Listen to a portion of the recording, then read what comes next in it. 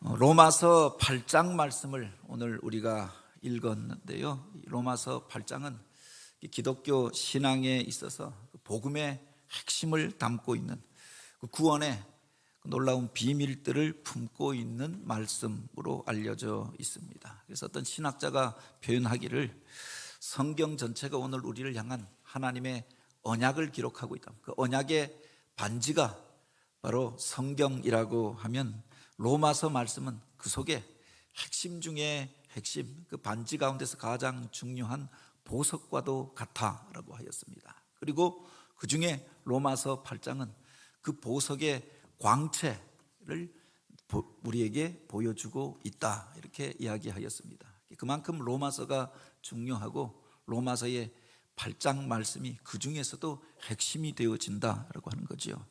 어떤 이는 그렇게 표현하기도 했습니다. 세상의 모든 것들이 다 없어지고 성경이 다 불타 없어진다 하여도 로마서 8장만 남겨져 있다, 그것만 우리가 바로 알고 있다고 하면 구원받는데 아무 지장이 없다라고 하였습니다. 그 배경사를 성경이 설명해 주고 있고 그 구속의 흐름, 이 구원의 진리들을 우리에게 가르치기 위하여 성경에 많은 이야기들이 있죠. 부수적인 지식은 다 알고 있는데 로마서 이 8장 말씀에 대하여 깨닫지 못한다라고 하면 그렇게 사실은 성경의 핵심을 놓치고 있는 것임을 말하여 주고 있습니다.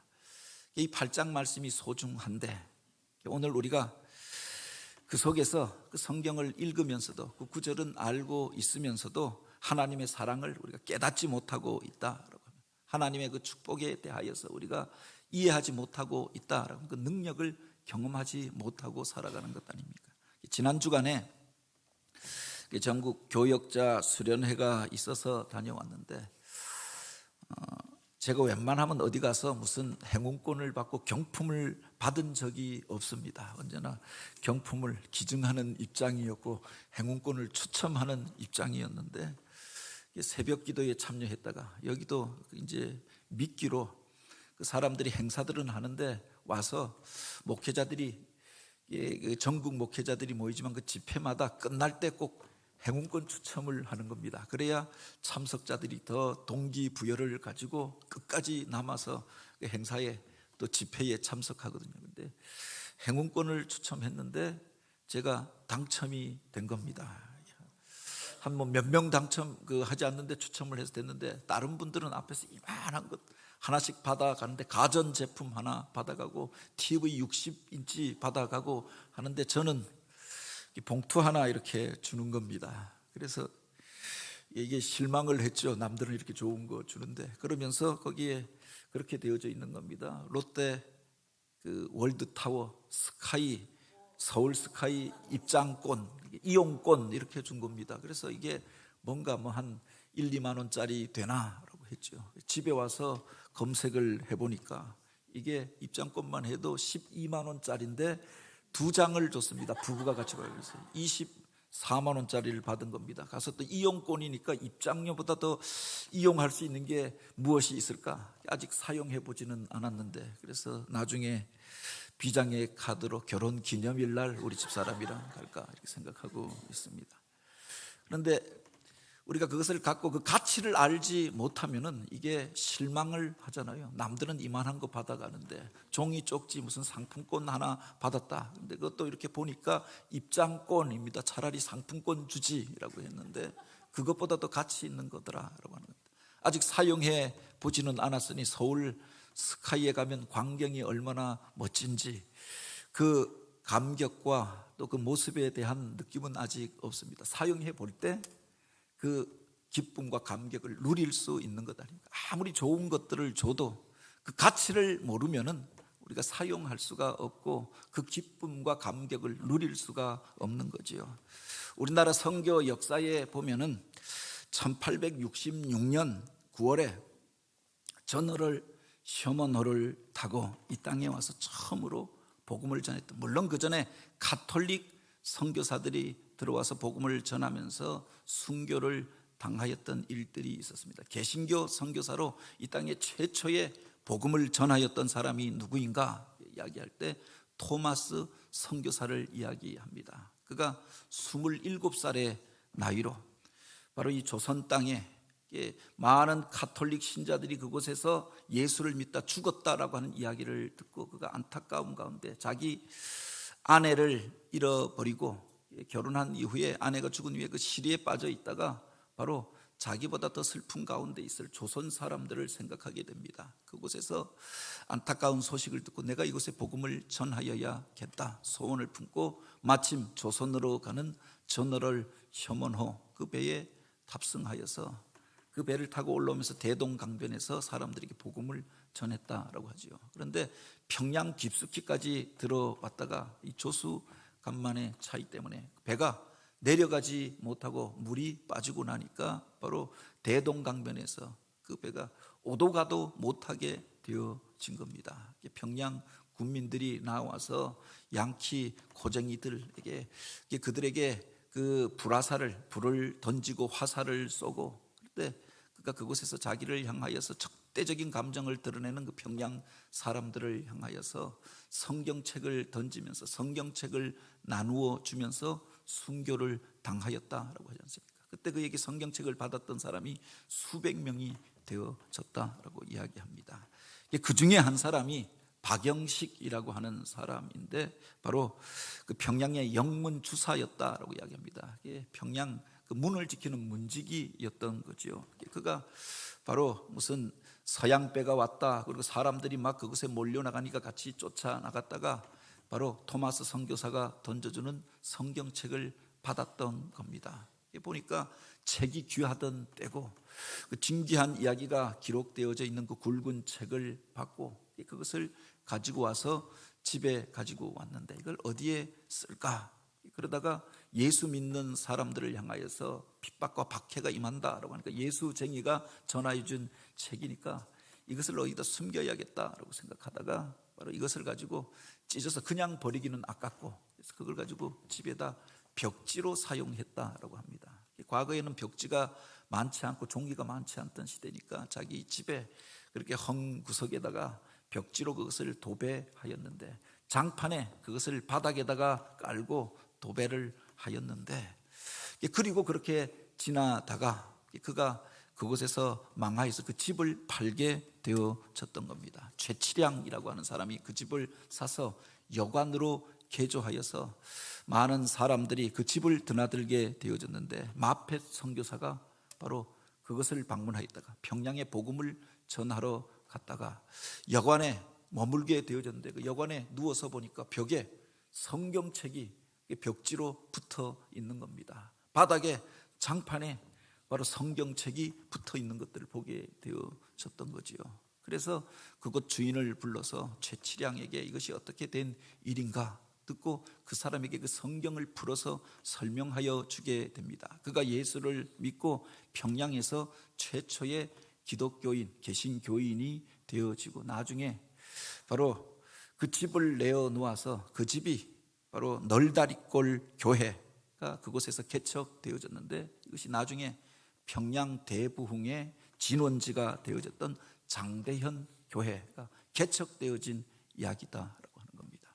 그 전에 어떤 사람은 그 성경 말씀을 받았습니다. 목숨을 걸고 전하여 주는 그 성경책을 들고도 이것의 가치를 깨닫지 못하고 그것을 읽지 않고 또 그것에 대하여 그 내용을 알지 못하니까 그냥 벽지로 사용하였습니다. 장판으로 사용하여서 그냥 붙여놓고 곰팡이 핀데 막는 역할로 사용했던 겁니다. 미관상 그냥 보기 싫은데 막아놓는 곳으로 사용했는데 나중에 그 말씀을 깨닫고 들었던 그 사람, 그러니까 예수 믿고 복을 받고 그 교회의 장로가 되어지고 바로 그 집에서 하나님이 기뻐하시는 교회가 일어나고 평양 대부흥에 그리고 바로 전국을 바로 그렇게 뒤흔드는 놀라운 부흥의 진원지로 쓰임받게 되었다라고 하는 겁니다.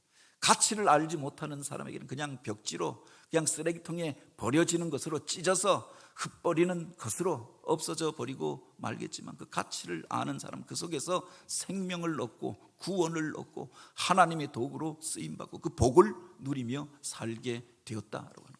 하나님께서 오늘 우리에게 놀라운 복음을 주시고 말씀을 주셨습니다. 가치를 모르는 사람들은 그냥 베고 자는 용도로 쓰고 벽지로 또 화장실 가서 그렇게 더러운 것 닦아내는 용도로 쓰겠지만, 그 가치를 아는 사람은 그 속에 담겨져 있는 생명의 은혜를 누리고 영생을 얻고 하나님의 자녀가 되는 통로로 쓰임받게 되어지는 거죠. 오늘 우리는 그 말씀을 어떻게 읽고 있느냐라고 하는 겁니다. 여기에 보면 우리를 향한 하나님의 사랑의 약속들이 담겨져 있습니다. 그 사랑을 우리가 믿고 깨닫게 될 때 그 복을 누리게 되어지는 거죠. 오늘 본문에 보면 우리를 향한 놀라운 약속과 또 하나님의 그 축복이 담겨져 있는데 이렇게 기록하고 있습니다. 그리스도 예수 안에 있는 자에게는 결코 정죄함이 없나니 라고 하였습니다. 그러므로 이제 그리스도 예수 안에 있는 자에게는 결코 정죄함이 없다, 단호하게 선언하고 있는 것 아닙니까? 우리가 예수 믿고 그리스도인이 되었다고 해서 그 세상 가운데서 전혀 죄를 짓지 않고 거룩하고 온전하게 산다라고 하는 말이 아닙니다. 여전히 우리들 속에 연약함이 있잖아요. 예수 믿은 이후에도 변하지 않는 나의 연약함들을 바라보면서 우리가 탄식하게 될 때가 있지 않습니까? 오호라 나는 그렇게 공고한 자루다. 믿고 이렇게 살기를 원하는데 그렇게 살지 못하는 것들이 있고, 선을 행하기를 원하나 또는 내 안에 또 다른 연약함이 또 이기심이 그 선을 행하지 못하게 할 때도 있지요. 세상의 환경과 조건으로 인하여서 선을 알고도 행하지 못할 때가 있는 것 아닙니까? 그런데 여기에 보면은 이제 예수 믿으면은 너희가 죄가 없다, 의를 행하게 된다, 그렇게 말한 것이 아니라 그리스도 예수 안에 있는 자에게는 정죄함이 없다, 그렇게 선언하고 있지요. 우리가 온전하게 살아서 의롭게 살아서 선하게 살아서 그래서 그 안에서 정죄함이 없는 것이 아니라 죄가 있을지라도 우리 안에 연약함이 있지만 예수 그리스도 안에 있을 때 그분이 내 편이 되어주심에 이제 심판에 이르지 아니하고 멸망에 이르지 아니할 것이다 라고 하는 약속이 그 속에 담겨져 있는 거지요. 애굽 온 땅에 죽음의 신이 휩쓸고 갈 때 그들이 하나님 앞에 순종하지 아니함으로 하나님께서 10가지 재앙을 내리시고 그래도 굴복하지 아니할 때 마지막 재앙으로 애굽 온 땅의 모든 처음 난 것들을 다 죽이는 이런 재앙이 임하게 되어졌던 것 아닙니까? 그래서 그 죽음의 신이 그날 밤 애굽 온 땅을 휩쓸고 지나가게 되어집니다. 그래서 집집마다 통곡소리, 울음소리로 가득하였고 사람만 그랬던 것이 아니라 동물들도 자기 새끼가 죽으면 슬퍼하며 울게 되어지는 것 아닙니까? 집집마다 이런 호곡소리로 가득하였다라고 하는 겁니다. 그런데 그때 바로 하나님의 말씀을 믿고 그 집 안에 그 문설주와 그 임방에 어린 양의 피를 발라 표식을 삼았던 그 집에는 그 죽음의 신이 지나갔다, 넘어갔다라고 했습니다. 이 날이 유월절이 아닙니까? 죽음의 신이 그냥 지나간 그 집들, 그 집이 구원함을 얻고, 다른 집은 그 죽음의 신으로 인하여 재앙으로 인하여 통곡하고 울고 고통 가운데서 부르짖었지만 그들은 오히려 구원의 기쁨과 감격을 누리게 되고 그 밤에 애굽 땅에서 나와서 해방의 기쁨을 얻게 되어졌던 거죠. 그 안에 있는 것, 어린 양의 피의 표식을 가진 그 집 안에 있는 것, 그 임방과 문설주에 어린 양의 피를 바른 그 집 안에 있는 것이 보호함을 받는 비결이 되어졌다라고 하는 겁니다. 혈통이 대단해서 그 사람이 온전하게 의롭게 살아서 그날 구원함을 얻은 것이 아니라 그 안에 거하는 것이 바로 살림을 얻고 구원함을 받는 비결이 되어졌다라고 하는 겁니다. 이스라엘 백성들이 가나안 땅을 향하여 진군하여 들어갈 때 처음 맞닥뜨렸던 성이 여리고 성이었습니다. 지금도 성지순례를 가면 여리고 성이 무너졌던 그 흔적들, 그 발굴의 자리들이 있지요. 그래서 과거에 그 성의 그 흔적들을 발굴하면서 그렇게 세계에서 가장 오래된 그 성이 여리고 성이라고 이야기하지 않습니까? 이게 몇천 년 전에 쌓아졌고 여기는 몇천 년 전에 다시 어떤 사람이 쌓았던 것이고 그 층들이 이렇게 있는데 그 중에서 성이 무너졌던 흔적들이 그대로 남겨져 있습니다. 그런데 어떤 부분은 무너지지 않고 그렇게 우뚝 세워진 언덕으로 그대로 남겨져 있는 부분이 있더라라고 하는 겁니다. 성경에 보면 바로 기생 라합의 집은 그 성이 무너져서 그 성 안에 있었던 모든 사람들이 죽을 때에도 그 무너지지 아니하고 구원함을 얻고 나중에 이스라엘 백성으로 구원받은 백성이 되어졌던 것 아닙니까? 그 집에 왔던 정탐꾼을 보호하여 주고 내가 상천하지의 하나님을 믿노라 라고 고백하고 그날에 오늘 우리는 구원하여 주셔서 고백할 때 이것을 표식으로 삼으라 라고 이야기합니다. 그 집 창가에 붉은 줄을 늘어뜨리라. 그리하면 그 집은 무너지지 아니하고 그 성을 점령할 때 너희들은 그렇게 해하지 아니하리라 약속을 주었던 것 아닙니까? 그 집 앞밖에다가 붉은 줄을 메어 달아 놓았는데 그 집은 모두가 무너질 때 여리고성이 멸망할 때 무너지지 아니하고 그 집 안에 있었던 사람들은 아마 라합이 자기만 그 집 안에 있었던 것이 아니라 자기 가족들은 다 이곳으로 모이라 라고 이야기하지 않았겠습니까? 듣고 그 안에 들어왔던 사람들은 구원함을 얻고 살게 되어졌지만 농담거리로 여기고 바로 듣지 아니하였던 사람들은 그 성이 멸망할 때 같이 멸망했던 거죠. 그가 의롭느냐 의롭지 않느냐, 선하냐 선하지 아니하냐, 그 전에 어떻게 살았느냐, 이게 문제가 되어지지 아니하였다라고 하는 겁니다. 믿고 그 안에 들어왔던 자들이 구원함을 얻게 된 줄 믿으시기 바랍니다. 그러므로 이제 그리스도 예수 안에 있는 자에게는 결코 정죄함이 없나니라고 했습니다. 연약한 자이지만 부족한 자이지만 예수 그리스도를 나의 구주와 주님으로 영접하고 그 안에 거하는 자들이 구원함을 얻게 되리라 라고 하셨습니다. 천국의 그 장면을 이야기할 때 보통 법정의 모습으로 이야기합니다. 그 법정에서 오늘 우리가 이 세상을 마치고 하나님 앞에 서게 될 때 그 법정에서 재판을 받게 될 터인데 마귀 사단이 이쪽에서 검사의 역할을 하면서 그를 정죄합니다. 과거에 이런 일도 하고 저런 일도 하고 연약하고 결심하고도 행하지 아니하였고 우리의 모든 허물과 이 세상을 살면서 행하였던 잘못된 일들에 대하여 정죄하고 고발하는 일들을 하죠. 털어서 먼지가 나지 않는 사람이 없다라고 하잖아요. 그래서 무슨 정적을 제거할 때 검사들을 투입해서 압수수색을 하고 수백 번 하다 보면 별의별 게 다 나오는 것 아닙니까? 무슨 봉사활동을 했는데 자기는 20시간 했다라고 했는데 보니까 20시간이 아니라 10시간밖에 안 했다. 이것도 사실은 거짓으로 보고서를 낸 것 아닙니까? 그래서 재판받고 그래서 감옥에 가는 사람도 있죠. 마귀 사단은 오늘 우리의 모든 허물에 대하여 고발하고 정죄하는 역할을 한다라고. 그 고발 앞에 온전한 자, 깨끗한 자를 과연 찾을 수가 있겠느냐? 그런데 반대편에서 우리를 변호하시는 분이 있습니다. 그분이 바로 예수 그리스도가 아닙니까? 그 보좌 앞에 계신 어린 양이 우리를 위하여 중보하며 내가 저의 허물을 담당하고 십자가 위에서 죽었으니 저가 나를 믿고 이제 새롭게 살기로 하였으니 오늘 우리를 위하여 중보하시는 분, 그리고 오늘 우리를 위하여 대신하여 고난을 당하신 분이 예수 그리스도가 아닙니까? 허물이 있고 실수가 있지만 잘못이 있고 세상 가운데에서 그대로 행한다라고는 심판받아 마땅한 자이지만 바로 그에게는 정죄함이 없다라고. 주님께서 이미 우리의 죄를 담당하셨으니 그 안에 속한 자들에게는 정죄함이 없음을 선언하였던 거죠. 믿는 자는 생명을 얻었고 사망의 심판에 이르지 아니하나니 사망에서 생명으로 옮겼느니라. 이것을 믿으시기 바랍니다. 믿은 이후에도 사람들이 늘 자책감 가운데 살 때가 있죠. 옛날에 내가 이런 일들에 나 같은 사람이 구원을 얻겠는가, 나 같은 사람이 무슨 하나님의 일들을 하겠는가. 그래서 새로운 삶을 살지 못하고 과거에 매여서 살아가고 자신을 향하여서 자책하면서 침체에 빠져서 무기력증에 빠져서 사는 이들이 있습니다. 다른 사람에 대하여 용서하지 못하고 과거에 나에게 이렇게 하였던 사람이다 끊임없이 미워하고 정죄하면서 그것에 매여서 과거에 매여 사는 이들이 얼마나 많이 있습니까? 그런데 주님께서 이미 죄 없다 선언하여 주시고 용서하여 주신 줄 믿으시기 바랍니다.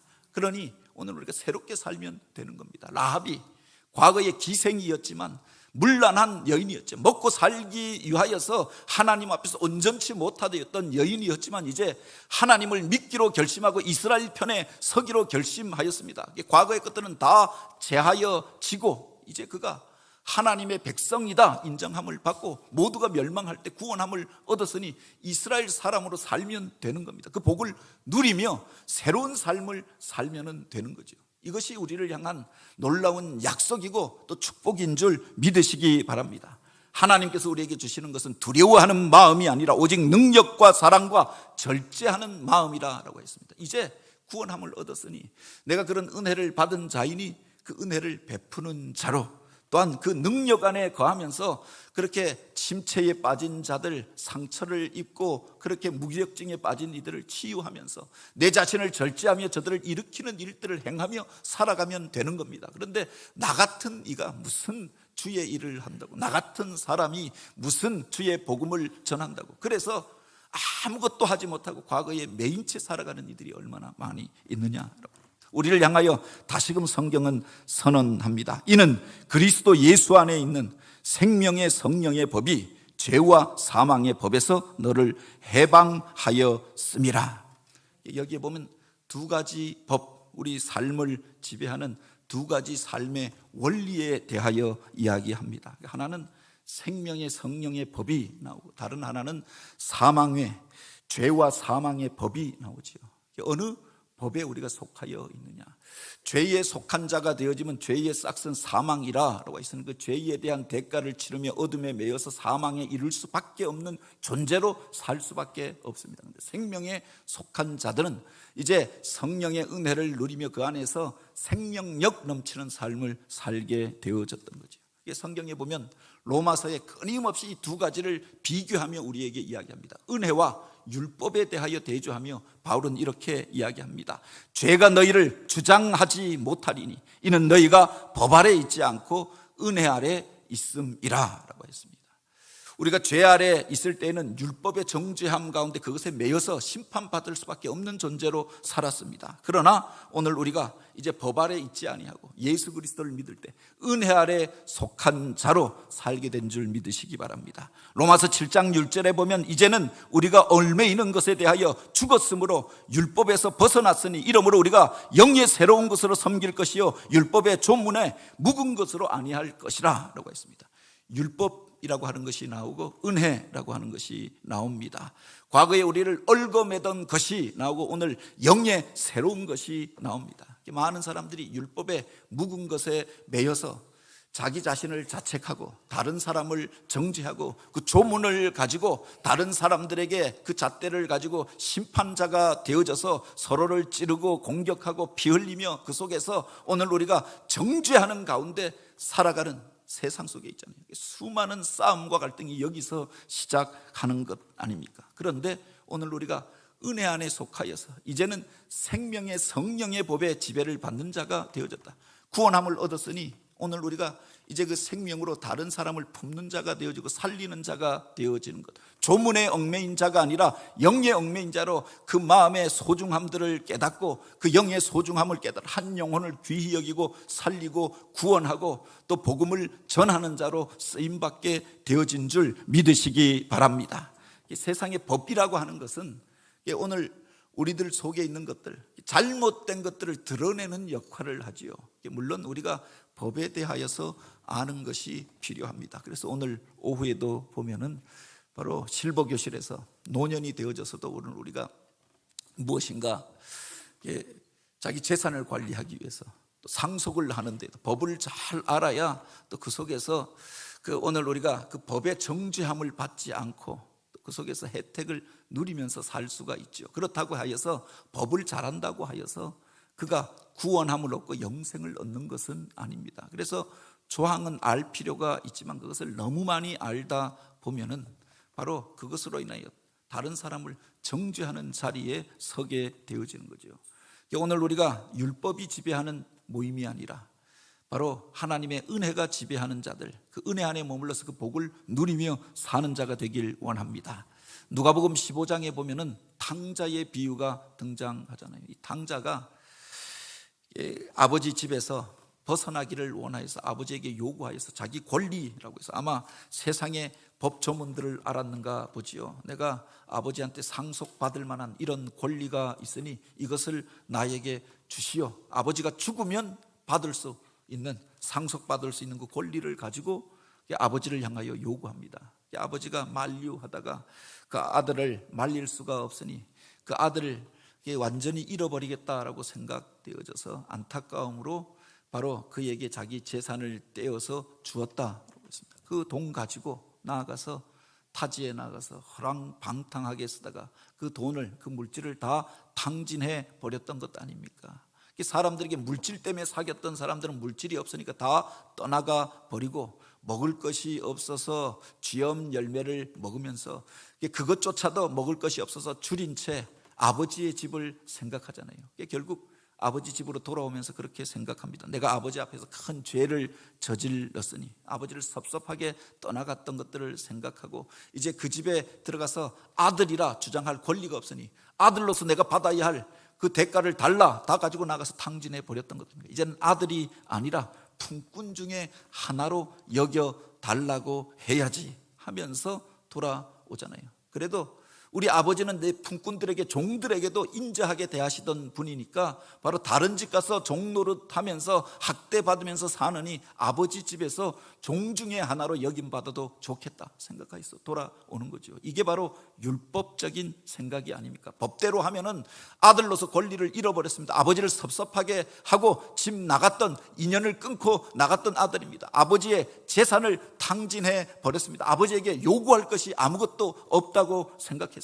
그래서 종 중에 하나로 여김 받아도 좋다 생각하였던 것 아닙니까? 그런데 아버지는 그가 집을 나간 이후부터 그 아들을 기다리고 있잖아요. 아들의 소식이 없으니 바로 그 아들을 그리워하면서 먼 발치로 문을 열어놓고 언제든 돌아올 날을 기다리고 있습니다. 아직 상거가 먼데 마을 입구에 들어오는데 그 모습만 보고도 자기 아들인 줄 알고 맨발로 뛰어나가서 그 아들을 부둥켜 안고 기뻐하며 그에게 새 옷을 입혀주고 잔치를 벌이고 살찐 소를 잡아서 마을 잔치를 벌입니다. 내 아들이 죽었다가 돌아왔노라. 이게 바로 은혜가 아닙니까? 한 대로 갚아주는 게 아니라 그를 사랑하기 때문에 돌아온 것만 하여도 감사하고 기뻐하는 것. 재산 다 탕진하고 돌아온 아들인데 마을 잔치를 벌이고 이제 살찐 소를 잡아서 새 옷을 입히고 그에게 좋은 것을 주고자 하는 것. 이게 아버지의 사랑이 아니냐. 큰아들이 돌아와서 보고 이것을 가지고 불평하잖아요. 나는 이 집에서 아침부터 저녁까지 한 번도 집을 떠난 적이 없고 섭섭하게 한 적이 없이 아버지 말씀에 순종하면서 살아왔는데 나를 위하여서는 염소 한 마리 잡은 적이 없더니 바로 집안에 아버지의 재산을 다 탕진하고 돌아온 창기들과 어울려서 그 물질을 다 잃어버리고 돌아온 그 아들을 위하여서 이와 같이 잔치를 베풀었다니. 그래서 불평하잖아요. 그 잔치자리에 들어오지 않고 밖에서 원망하였던 것 아닙니까? 이게 율법적인 생각이 아닙니까? 법대로 하면 그렇잖아요. 논리적으로 말하면 바로 그 큰아들의 말이 맞지 않습니까? 그에게 아버지가 이야기합니다. 얘야, 너는 나와 함께 있으니 내 가진 모든 것이 다 너의 것이지만 내 동생은 잃었다가 다시 찾았고 죽었다고 생각하였다가 다시금 돌아왔으니 그러니 함께 기뻐하고 즐거워하는 것이 마땅하지 아니하냐. 이게 바로 은혜인 줄 믿으시기 바랍니다. 그 속에 아버지의 사랑이 담겨져 있잖아요. 우리가 율법적인 생각을 가지고 다른 사람을 향하여 정죄하기 시작하면, 너도 그 사람을 향하여 실수하고 흠을 찾기 시작하면 흠잡을 것들이 많지요. 그런데 그 잣대를 나에게 대면은 나 또한 그러나 그 사람보다 더한 나의 모습들을 보게 되는 것 아닙니까? 왜 갈등과 싸움이 일어나는가? 그 잣대를 가지고 다른 사람은 정죄하면서 자기한테 바로 그것을 적용하지 아니할 때 사람들이 여기에 대하여 분노하는 게 아니냐. 율법은 싸움과 갈등을 일으킬 수밖에 없습니다. 세상에 많은 사람들이 율법의 잣대를 가지고 살아가고 율법의 규칙을 만들어서 다른 사람을 통제하려고 합니다. 그런데 그 율법은 우리를 살리는 것이 아니라 할 수 없는 것들이 너무나도 많잖아요. 여기에 보면 율법이 육신으로 말미암아 연약하여 할 수 없는 그것을 하나님은 하시나니라고 했습니다. 율법이 우리에게 주는 건 뭐냐? 죄를 깨닫게 하는 역할이다라고 하는 겁니다. 그 법을 알면은 무엇도 문제가 되어지고 무엇도 문제가 되어지고, 그래서 조심해야겠다, 이런 것은 하지 말아야겠다, 이것을 깨닫게 되어지는 거죠. 율법은 오늘 우리를 깨끗하게 하지 못하고 오늘 우리를 구원하고 우리를 새롭게 살 수 있게 하는 것이 아니다라고 하는 겁니다. 다만 거울과 같은 역할을 하는 거죠. 그 거울을 통해서 나를 돌아보게 되어지고 그 법을 통하여서 바로 이것이 다른 사람에게 피해가 갈 수도 있다. 이렇게 행하면 이것이 잘못된 길이 될 수도 있다. 이것 때문에 심판받을 수도 있다. 이것 때문에 다른 사람에게 비난받을 수도 있다. 이것을 깨닫게 하는 역할까지라고 하는 겁니다. 그렇다고 해서 그 율법이 우리를 구원하는 게 아니죠.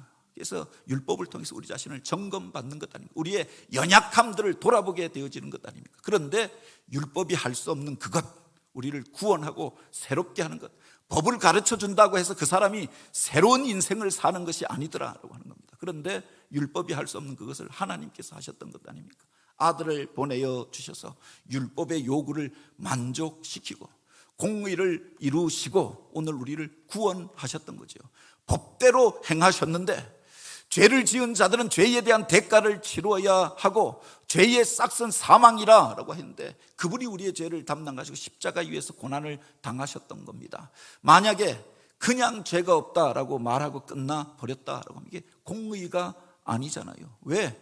분명히 잘못한 것을 왜 잘못한 것이라고 그렇게 잘못에 대한 대가를 묻지 않고 심판하지 않고 그냥 지나가 버리느냐, 이게 부조리하지 않느냐, 원망받을 만한 일이 아니냐라고 하는 겁니다. 그런데 분명한 대가를 치르게 하였던 거죠. 자기 아들을 보내어서 대신하여서 죄에 대한 대가를 치르게 하고 십자가를 지게 하고 그 고통을 당하여 그 죽음의 자리에까지 이르게 하였던 것 아닙니까? 그 사랑을 통하여서 오늘 우리가 구원함을 얻게 된 줄 믿으시기 바랍니다. 십자가 위에서 주님께서 마지막으로 남기셨던 말씀이 바로 그것 아닙니까?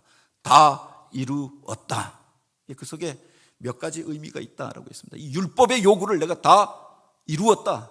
율법이 오늘 우리에게 원하는 바고 완전한 기준을 이루기 위하여 당신이 인생이 당할 수 있는 그 모든 고난과 바로 그 심판을 십자가 위에서 대신하여 담당하여 주셨던 거죠. 율법의 요구를 이루었다라고 하는 바로 선언이 그 속에 담겨져 있는 줄 믿으시기 바랍니다. 죄에 대하여 대가를 치루어야 하는데 바로 다 이루었다라고 하는 그 말은 죄의 값을 치루었다라고 하는 뜻을 가지고 있다라고 하였습니다. 그 위에서 우리의 죄에 대한 대가를 다 치르시고 텔레스타이, 내가 다 너희들의 값을 치루었노라.